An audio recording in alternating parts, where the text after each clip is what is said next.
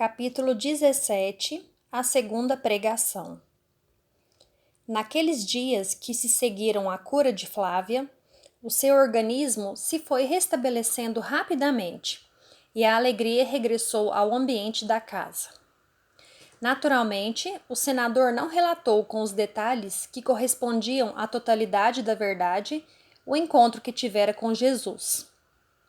Indagado por Lívia, que com a convicção de sua fé pura e generosa, sentia que tal milagre havia sido realizado pelo profeta Nazareno, Públio limitou-se a dar evasivas e genéricas descrições do que ocorrera, sem referir-se à sua postura de subserviência involuntária, nem às lágrimas de emoção.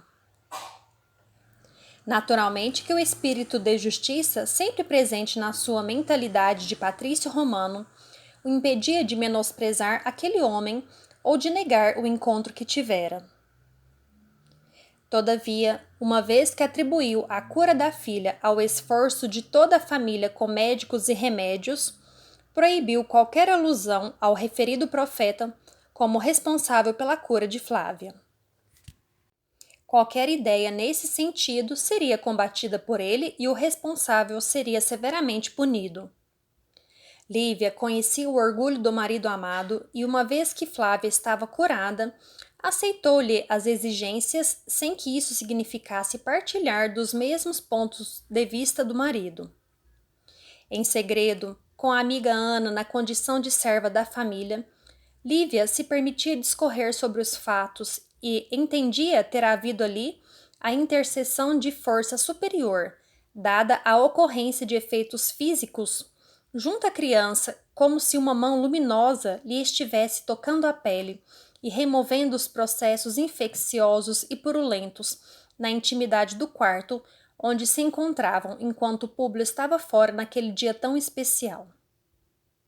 Assim estavam as coisas quando, poucos dias depois, a família se vê visitada por um emissário de Flamínio Severus que, como amigo e confidente de Públio, administrador de seus interesses em Roma, lhe fora enviado com correspondências, pequenos brindes, notícias, relatórios e documentos que lhe cabiam conhecer.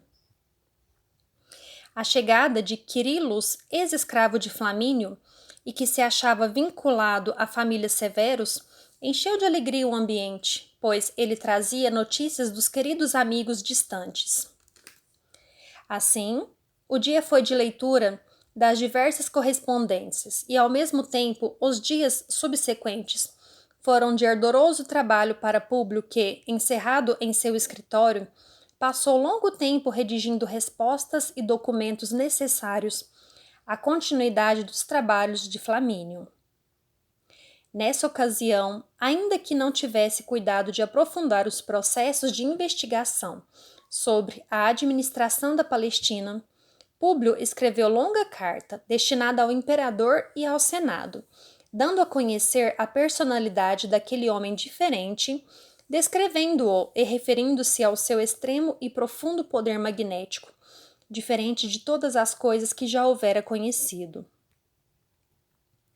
Foram palavras medidas para que nelas não fossem vistos a empolgação infantil ou o entusiasmo pouco conveniente nas descrições e que, em geral, desnaturam o que se está descrevendo, mas, ao mesmo tempo, foram frases que procuraram fazer um perfil físico e emocional do referido taumaturgo, para que o imperador o pudesse conhecer, não mais como lenda, mas sim como verdade, traçando-lhe, na medida do possível, a sua estrutura psicológica.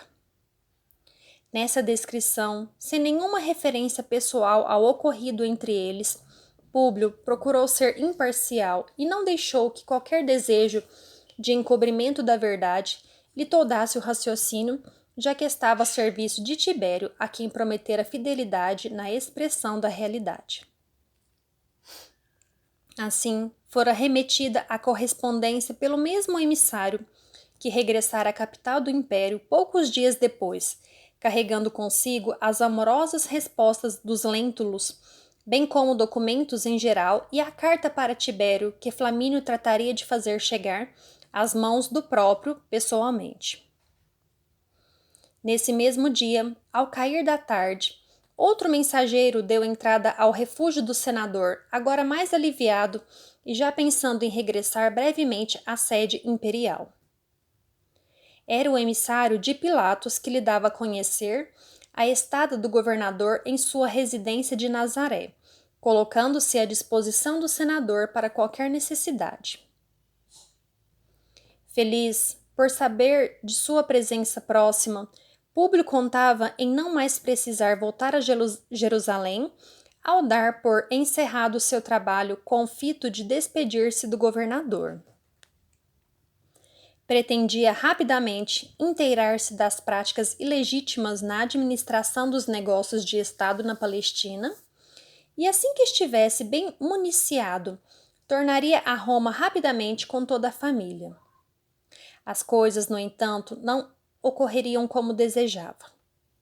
Envolvido pelo trabalho de investigação e aliviado dos traumas da doença insidiosa da pequenina, agora em franca recuperação, a alegria do grupo teve breve duração. Eis que, passado pouco tempo, uma nova desgraça se abate sobre a família, com o desaparecimento do outro filho do casal, o pequenino Marcos.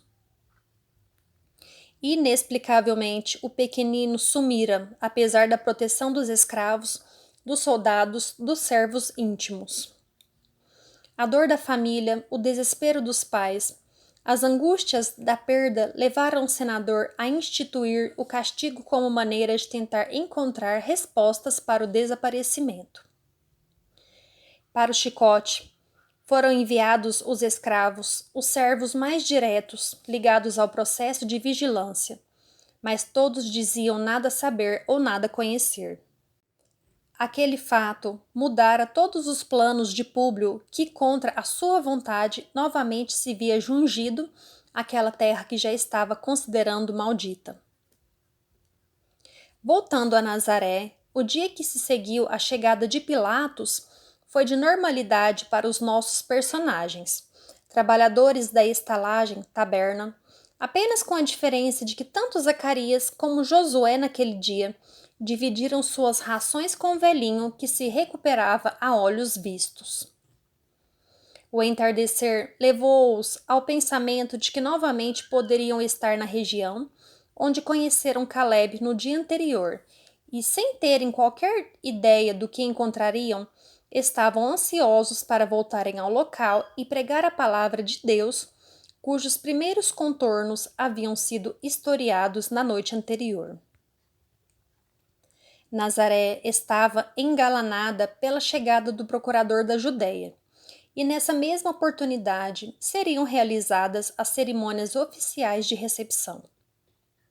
A noite chegou e os dois homens, acompanhados por Caleb, que não permanecera na estalagem a fim de não criar problemas aos novos amigos durante o dia, e que fora abrigado à sombra de vetusta árvore nas proximidades, tomaram o rumo da cidade para darem seguimento aos seus objetivos. Lá chegando, logo de início puderam perceber à distância um acúmulo maior de criaturas, todas elas parecendo sofredoras e componentes da turba dos desesperados. No entanto, no mesmo local, um número maior de enfermos, de velhos, de crianças, de paralíticos, dava sinais de que a notícia da cura de Caleb se tinha espalhado e que mais e mais pessoas pretendiam conhecer os dois visitantes forasteiros. A chegada dos três levantou uma onda de contida euforia entre todos. São eles! Gritou rapidamente um dos que na noite anterior haviam presenciado os fenômenos espetaculares. Vejam o velho Caleb como vem andando como se tivesse 20 anos. Nem parece que já está na casa dos 70, falaram outros que o conheciam há muito tempo. Em resposta, mais e mais pessoas se aglutinavam ao redor dos três homens que agora já tinham chegado ao sítio, onde os fatos se desenrolaram na véspera. Alguns, com um olhar reverente e amedrontado, temiam que os desconhecidos pudessem ter parte com as forças malignas e que o diabo lhes pudesse ser o agente principal. como se fosse possível que o demônio fizesse o bem. Outros se mantinham desconfiados na postura típica dos que precisam ver para acreditar, mas que duvidam sistematicamente até que possam comprovar com seus olhos pessoalmente. Outros, os mais doentes, olhavam para os homens como se estivessem vislumbrando a solução para suas lágrimas, crédulos e sinceros, forçados a isso pela desgraça pessoal de suas angústias, que para eles era a maior de todas as barreiras que precisavam vencer. Para vencer tais desafios físicos, morais, emocionais, os sofredores, cansados da realidade insofismável das lágrimas e das feridas purulentas, aceitavam os forasteiros como emissários de Deus e tinham o desejo de poderem também receber o beneplácito de seus gestos de carinho e suas bênçãos.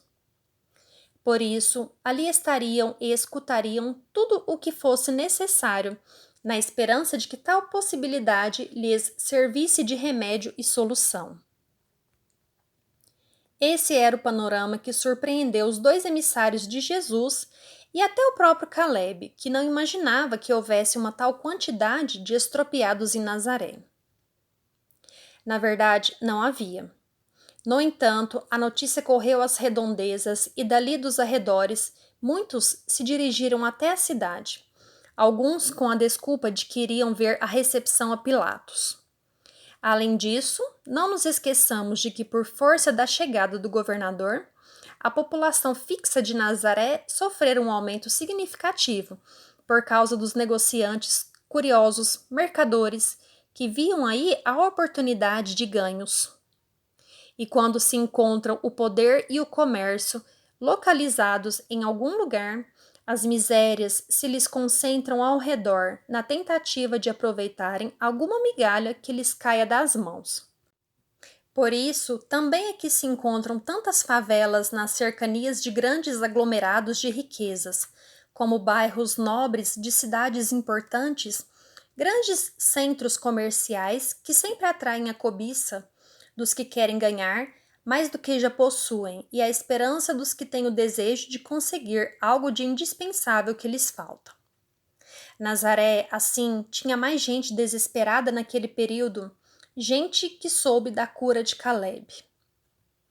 Os mais importantes e ricos, mercadores ou negociantes, procuravam a proximidade do governador, acercando-se do local onde estava designada a sua recepção pessoal. Os mais miseráveis e lazarentos, desesperançados, enfermos e vencidos, procuravam a proximidade dos enviados do Cristo, aglomerando-se na Via Dolorosa, no local destinado à recepção da esperança. Quando se viram cercados por aquela gente simples, Josué e Zacarias se lembraram das vezes em que viram Jesus envolvido pela massa e puderam ter uma modesta e pálida noção do que significava ser o foco do desespero das pessoas, como o era o mestre querido tendo de encarar um desafio tão difícil e volumoso. Naquele dia, conforme haviam combinado, caberia a Josué o exercício da palavra, e por isso, em face da desordem que reinava no local, Zacarias tomou a frente e falou em alta voz para que fosse ouvido acima do burburinho da plebe. Irmãos de Nazaré, a paz seja convosco. Felicitamos a todos em nome de nosso Mestre Jesus e informamos que aqui estamos em nome de seu amor para falarmos do reino de Deus. Tarefa hoje que será feita pelo nosso querido irmão Josué. Para que isso possa ocorrer em paz e harmonia, peço a todos que se sentem a fim de escutarmos a mensagem. Aquela solicitação pareceu ser atendida naturalmente por muitos, mas para alguns foi motivo de contrariedade. O povo desejava rapidez sem esforços. Queremos a cura, não a conversa, falaram alguns, escondidos no anonimato da multidão, no que foram seguidos por outros que confirmavam, repetindo: é isso mesmo, a cura, a cura. Vendo o estado de ânimo de alguns, que felizmente estavam em minoria, Zacarias foi firme e respondeu: Ninguém que está aqui o está obrigado. Quem não desejar escutar, considere-se livre para ir procurar outra coisa para fazer. Nós permaneceremos aqui para falarmos do reino de Deus que é chegado, para quem ficar, e compreenderemos qualquer um que, não querendo ouvir, se afaste daqui, levando consigo as nossas bênçãos também. A palavra de Zacarias trouxe à realidade os ignorantes e preguiçosos que sempre desejam o que é mais rápido, para que beneficiados se mantenham iguais na miséria moral em que sempre viveram. Sem outro remédio, e como não se afastou nenhuma alma do lugar, não lhes restou outra opção senão a de procurarem se sentar o mais próximo possível dos visitantes para não perderem nenhum dos lances de sua pregação. Aquela reunião, no entanto, passava desapercebida das autoridades de Nazaré e dos homens mais importantes, pois que se achavam congregados ao redor do governador, interessados nas negociatas com os poderes mundanos. Agradecido pela iniciativa do amigo, Josué levantou-se e proferiu singela oração a Deus, com o que seu coração possuía de mais puro e sincero, introduzindo no ambiente uma atmosfera favorável a que os espíritos encarnados e desencarnados conseguissem assimilar as noções espirituais elevadas da mensagem de Jesus. Ao mesmo tempo, rogava interiormente que Jesus não lhe faltasse naquela hora de desafio para seu espírito, que era batizado. Naquele momento, como o pregador da verdade, sendo, entretanto, imperfeito e igualmente necessitado dela. Terminada a oração curta, mas envolvente, os mais de 50 ouvintes estavam como que hipnotizados pela sua palavra doce e fraterna, que diferenciava muito das preces arrogantes dos fariseus nas sinagogas, dos sacerdotes oficiais, sempre grandiloquentes e presunçosos.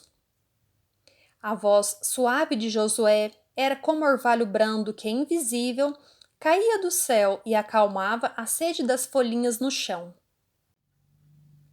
Terminada a oração, Josué começou contando que a tradição religiosa dos judeus sempre esperou por o Messias, cuja tarefa, segundo eles próprios imaginavam e pregavam, deveria ser a libertação do povo das garras dos invasores, qual novo Moisés que, enfrentando a arrogância do faraó do Egito, forçou-o com os poderes miraculosos a permitir que o povo partisse para a terra prometida.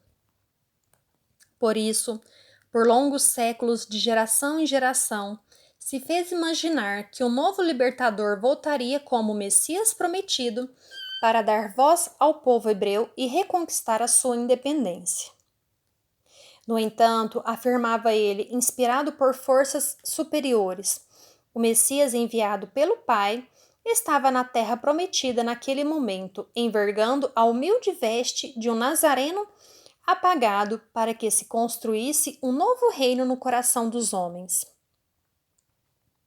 Ouvindo tais palavras, alguns menos sintonizados com os conceitos elevados demonstraram discordância que imediatamente foi rebatida por Josué, que se espantava com a própria eloquência.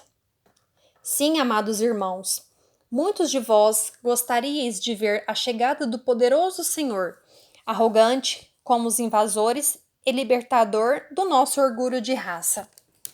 E, no entanto, que seria ele depois de libertar a nação?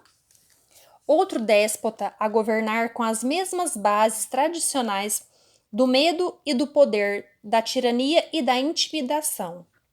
Seria isso a mudança atribuída ao Messias? Mudar as coisas para que permanecessem as mesmas? Não mais o invasor estrangeiro arrogante e prepotente, agora o arrogante e prepotente ditador nacional.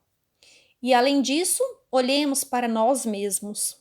Somos irmãos de uma mesma raça, não é?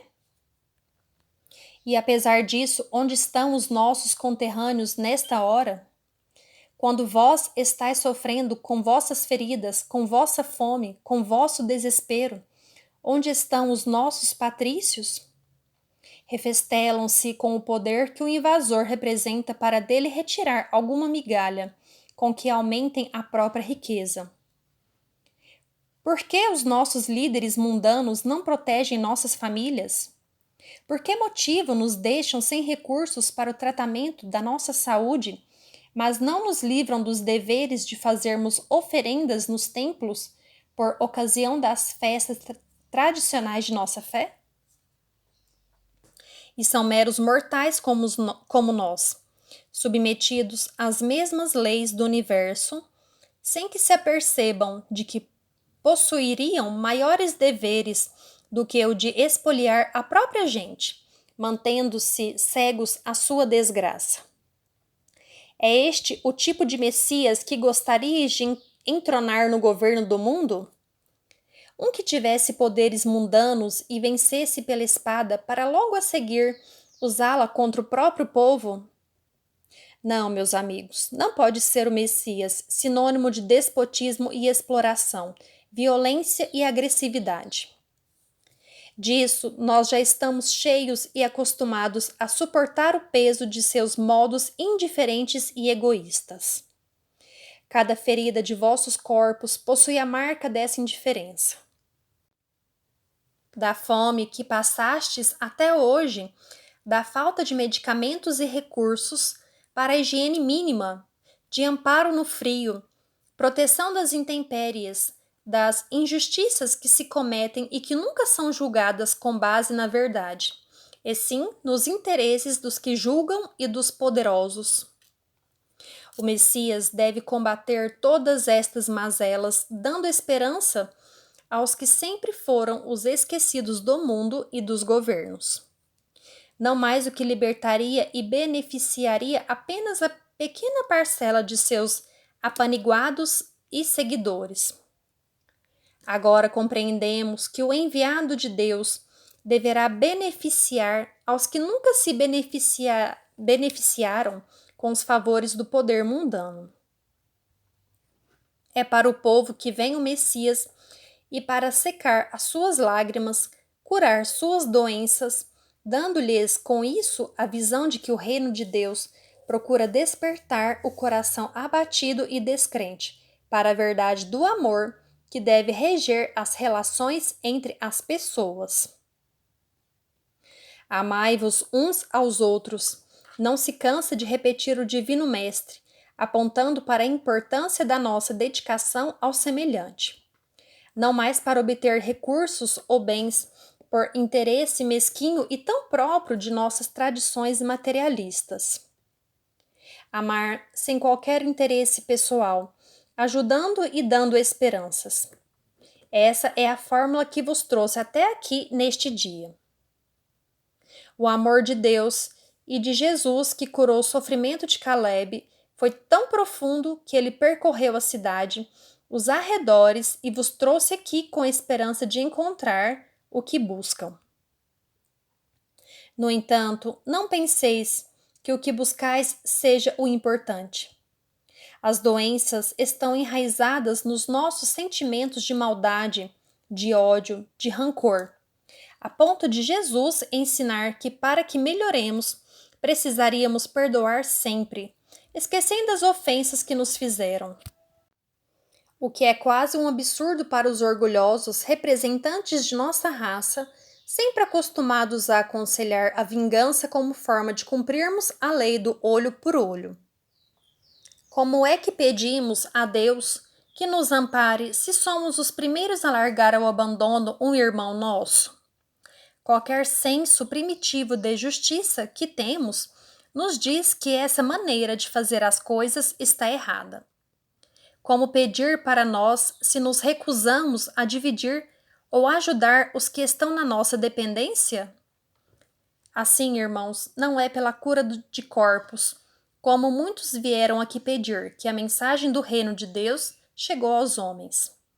É para curarmos as nossas verdadeiras doenças, essas que nos fazem chegados na alma, no egoísmo e orgulho que nos apodrecem por dentro. E as curas do corpo são o resultado das nossas transformações. Jesus o tem feito, mas, se em muitas vezes dispensava o interessado, louvando-lhe a fé que o havia modificado, em outras apontava o caminho, dizendo: vai e não tornes a pecar, para que coisa pior não volte a te acontecer. A doença, como efeito do pecado, do erro, da fraqueza que nós mesmos tanto cultivamos, é a desdita em nosso caminho. Mas é contra o pecado, o erro, que nós precisamos lutar. Caleb foi curado porque chegou a sua hora, porque tinha fé, ou porque através dele a mensagem do reino estava convocando todos vós para este encontro. E se este nosso irmão usar da saúde restabelecida para fazer maldades, para proferir impropérios, para não ajudar a ninguém, estejais todos seguros de que coisa pior voltará a lhe acontecer. Assim, queridos filhos de Nazaré, o Senhor Jesus está pronto para receber-vos em seu coração, do mesmo modo que esperamos todos possais estar prontos a receber Jesus dentro de vós mesmos, como o Messias amoroso e fraterno que compreende nossas quedas e que nos ajuda a levantar. A inspirada argumentação de Josué fizera impressionar a todos os ouvintes. Zacarias não acreditava na fluência do amigo, sempre modesto e sereno, na empolgação diante das descrições dos deveres espirituais e das realidades políticas a que todos estavam submetidos. Os outros lhe davam razão e desejavam seguir-lhe ouvindo, sentindo-se penetrados por princípios verdadeiros que lhes descortinavam outros horizontes. Era a mensagem para os caídos. Agradava-lhes ouvir que o Messias havia vindo ao mundo para eles em primeiro lugar, pois eram sempre os mais esquecidos e explorados pelos poderosos. Aquilo lhes parecia um dos poucos privilégios que poderiam receber na vida triste que levavam.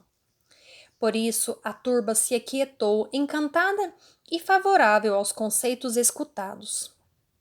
Josué estava emocionado consigo mesmo, pois o que se poderia dizer em palavras rápidas e singelas é que não se conhecia em tudo aquilo que dissera.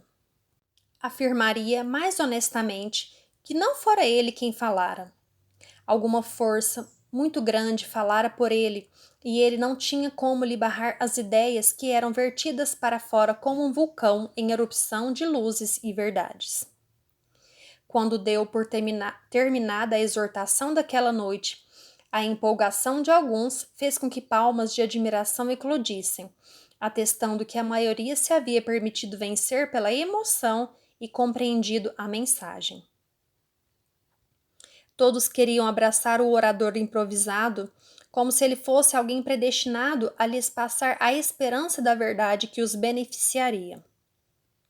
Assim, para facilitar o acesso e deixar que todos os cumprimentassem, Zacarias pediu que ficassem em seus lugares, que tanto ele quanto Josué iriam um por um a abraçá-los pessoalmente, já que boa parte dos que ali estavam tinha muitas dificuldades de caminhar.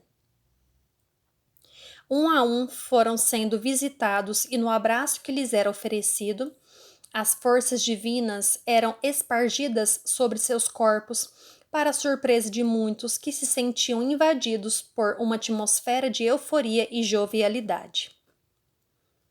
Em todos os doentes, Josué tocou com sua mão, sem nenhum gesto de repulsa, as feridas que eram motivo de vergonha para muitos. Muitas dores desapareceram no mesmo instante, e a convicção de que eram portadores de uma verdade muito profunda e diferente passou a se espalhar rapidamente. Terminada a noite, retomaram o caminho da taberna, não sem antes garantir a todos que no dia seguinte voltariam ali para conversarem sobre novos aspectos da verdade. As despedidas foram emocionantes e Caleb seguiu-os para a taberna, reconfortado por ter sido o primeiro dentre os eleitos daquela hora em que o reino de Deus era anunciado aos homens ali naquela cidade. A festa de Pilatos seguia entre os conchavos e as insinuações de negócios espúrios, cobiças materiais e licenciosidades morais. Ali estavam sendo plantadas muitas das feridas e enfermidades para o futuro dos próprios interessados. O dia seguinte traria muitas surpresas para todos.